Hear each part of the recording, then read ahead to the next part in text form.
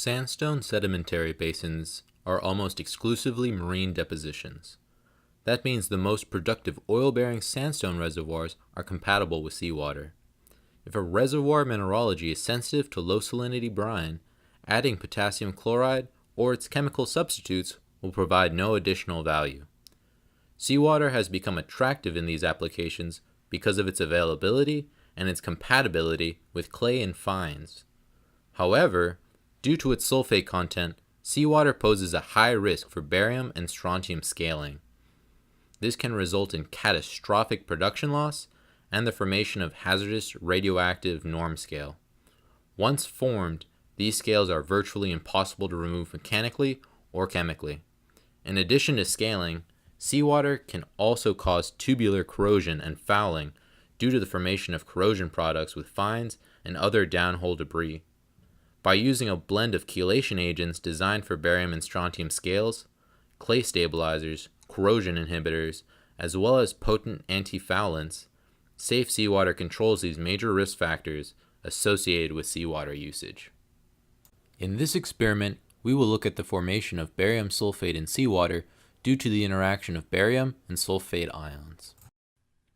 We will look at the reaction between a barium chloride solution and seawater. Seawater treated to a 2% potassium chloride concentration,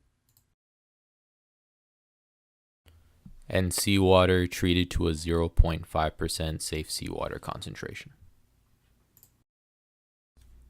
To each of these test tubes, we will be adding a barium chloride solution such that the overall barium ion concentration is 60 parts per million.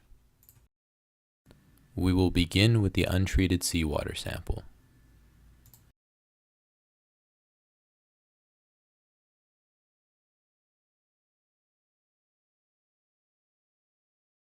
Give the solution a stir.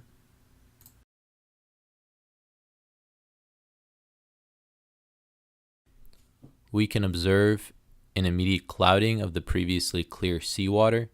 This is due to the formation and precipitation of the barium sulfate salt.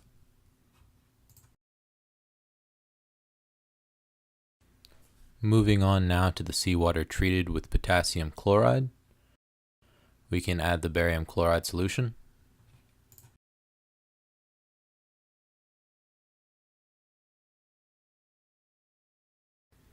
Give the solution a little stir.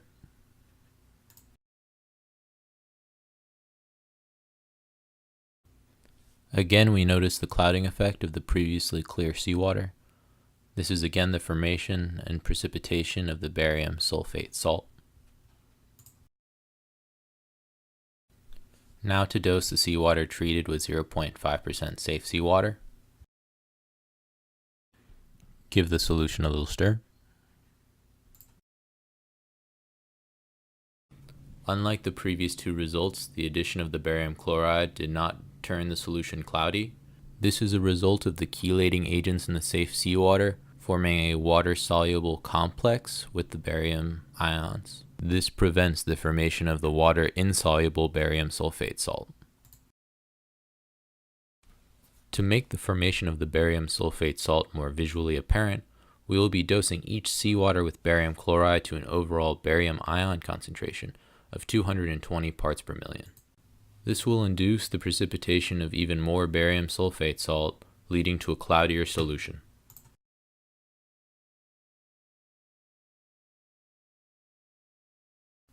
As expected, the untreated seawater forms a very cloudy solution with visible barium sulfate salt precipitating.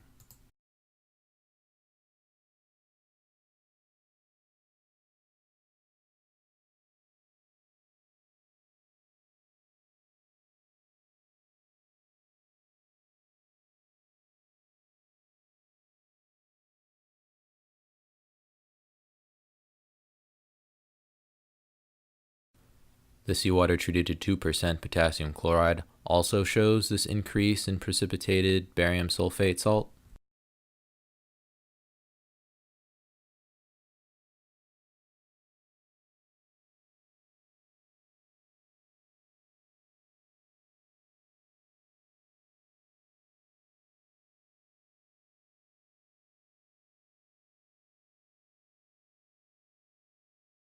but the seawater treated with safe seawater, even at this much higher barium ion concentration, remains a clear solution.